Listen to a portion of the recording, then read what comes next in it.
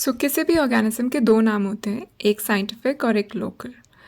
जैसे ये एक पर्टिकुलर ऑर्गेनिज्म है, इसके ये सारे लोकल नेम हैं। ये एनिमल को डिफरेंट नाम से बुलाया जाएगा इन डिफरेंट लैंग्वेजेस। इन सब मल्टीपल नेम्स होने के बावजूद हम एक साइंटिफिक नेम रखते हैं एंड वी ऑल अग्री कि irrespective of our languages, irrespective of our local languages या mother tongue, we all agree that we will call this animal Panthera tigris. इसको कहते हैं स्टैंडर्डाइजेशन करना। This is known as standardising names. Standardising जैसे आप time को भी standardise करते हो।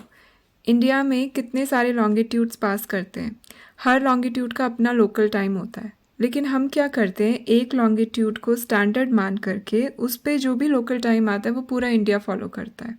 इसे कहते हैं स्टैंडर्डाइज करना टाइम को, कि इर्रिस्पेक्टिव ऑफ कि हमारे क्या लोकल टाइम्स हैं, we all follow one standard time, जिसको बोलते हैं IST, इंडियन स्टैंडर्ड टाइम।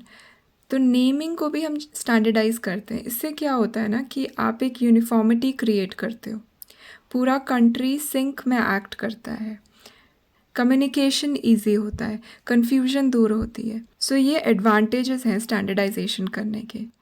इसी तरह से जब आप नेमिंग को भी स्टैंडर्डाइज करते हो तो उधर भी इंटरनेशनली, वर्ल्ड वाइड जितने भी साइंटिस्ट हैं, रिसर्चर्स हैं, वो आपस में इजीली कम्युनिकेट कर सकते हैं, आपस में कोलैबोरेट कर सकते हैं। This is what standardisation means, और ये उसके फ़ायदे हैं कुछ। नाउ मूविंग ऑन, आपको पता है हर साल 15,000 तक की नई स्पीशीज़ डिस्कवर होती हैं, और जो भी उस स्पीशीज़ को डिस्कवर करता है वो उस स्पीशीज़ को नाम देता है, मतलब नेमिंग करता है उस स्पीशीज़ की। अब जब आप साइंटिफिक नेम दोगे तो वो किस बेसिस पे दोगे, उसके लिए कुछ कॉमन रूल्स होने चाहिए। तो ये जो दो बुक्स हैं, इन बुक्स में रूल्स लिखे हुए हैं या कोड लिखा हुआ है कि अगर आपको कोई नेमिंग करनी है, साइंटिफिक नेमिंग करनी है किसी स्पीशीज़ की, तो वो कैसे करनी है। इन बुक्स के नाम है international code for botanical nomenclature and zoological nomenclature. ये प्लांट्स की बुक है और ये एनिमल्स की बुक है, तो इसमें प्लांट्स के लिए रूल्स लिखे होंगे, इसमें एनिमल्स के लिए। इस तरह से आप स्टैंडर्डाइजेशन करते हो, आप स्टैंडर्ड बुक बनाते हो, उसके स्टैंडर्ड रूल्स बनाओ और फिर उन्हीं रूल्स को फॉलो करके एक साइंटिफिक नेम दिया जाता है। ये स्टैंडर्डाइजेशन के ही अंडर आता है। ये दो बुक्स में रूल्स लिखे। अब इनमें क्या क्या रूल्स लिखे हैं। एक तो रूल ये होता है कि आप जब नेमिंग करते हो तो बाइनॉमियल नॉमेनक्लेचर से आप नेमिंग करते हो।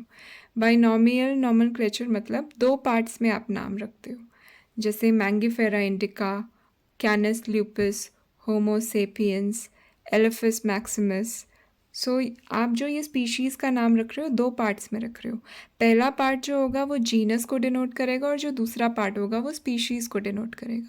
अब जीनस और स्पीशीज़ क्या होते हैं, I tell you later on, but ये एक नॉर्म होता है या ये एक रूल होता है कि दो पार्ट्स में नाम रखा जाता है। ये जो बाइनॉमियल नॉमेनक्लेचर है, दो पार्ट्स में नाम रखने का तरीका जो है, ये कैरोलस लीनियस से हमने लिया है। कैरोलस लीनियस अपने टाइम के साइंटिस्ट थे। वो क्या करते थे, वो बहुत सारे नए स्पीशीज़ को डिस्कवर करते थे, उनकी नेमिंग करते थे, उनको क्लासिफाई करते थे और उनके बारे में स्टडी करते थे बेसिकली।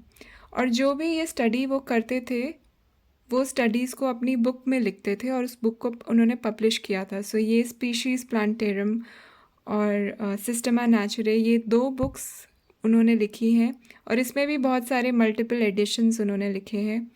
तो ये सारी बुक्स के अंदर उन्होंने नेमिंग करी है, क्लासिफाई करा है एनिमल्स को, प्लांट्स को। लीनियस का करियर लाइफ यही था कि वो इन नए नए प्लांट्स को डिस्कवर करते थे, उनकी नेमिंग क्लासिफिकेशन करते थे और उन्होंने ओवर 20-30 ईयर्स ये काम किया है और बुक्स को निकाला है, मल्टीपल एडिशंस निकाली हैं एक के बाद एक। अराउंड 12 एडिशंस हैं इस बुक की और इसमें से भी 10th edition is the most important. This is the career life of Linnaeus. Linnaeus के बारे में हम हमेशा पढ़ते हैं, जब भी हम नेमिंग के बारे में पढ़ते हैं, इस टॉपिक को पढ़ते हैं, तो Linnaeus is very important. Linnaeus और उनकी books are very important and why they are important is because इन बुक्स में जिस तरीके से नेमिंग करी गई है वही तरीका आज हम फॉलो करते हैं। बाइनॉमियल नॉमेनक्लेचर जो है वो हमने इन बुक्स से उठाया है। उस टाइम पे लीनियस के अलावा बहुत सारे साइंटिस्ट थे, उन सब साइंटिस्ट का अपना तरीका होता था कि कैसे नेमिंग करनी है। तो कई साइंटिस्ट जैसे 10 वर्ड्स का नाम रखते थे, एक स्पीशीज़ का नाम 10 वर्ड्स का होता था। सो वो सारे जो मेथड्स हैं, वो सारे जो तरीके हैं नाम रखने के, वो सब रिजेक्ट हो गए। और जो लीनियस का जो बाइनोमियल नॉमेनक्लेचर, जो 2 पार्ट्स में नाम रखने का तरीका है, वो साइंटिफिक कम्युनिटी में सबसे ज़्यादा एक्सेप्टेबल है, because it made much more sense. So ये जो बाइनोमियल नॉमेनक्लेचर है वो लीनियस की वजह से आया और हम इसको ही फॉलो करते हैं आज भी। सो ये रूल बुक में मेंशन्ड है कि बाइनोमियल नॉमेनक्लेचर का यूज़ करके आप नेमिंग करो, अपनी साइंटिफिक नेमिंग करो जो भी स्पीशीज़ आपने डिस्कवर करी है। और कुछ रूल्स होते हैं, जैसे कि अगर आपको नाम लिखना है तो अगर आप हैंड राइटिंग में लिख रहे हो तो आप उसको अंडरलाइन करोगे, अगर आप टाइप कर रहे हो तो उसमें इटैलिक्स फॉन्ट होना चाहिए, और पहले वर्ड का पहला अक्षर जो है वो कैपिटल होना चाहिए।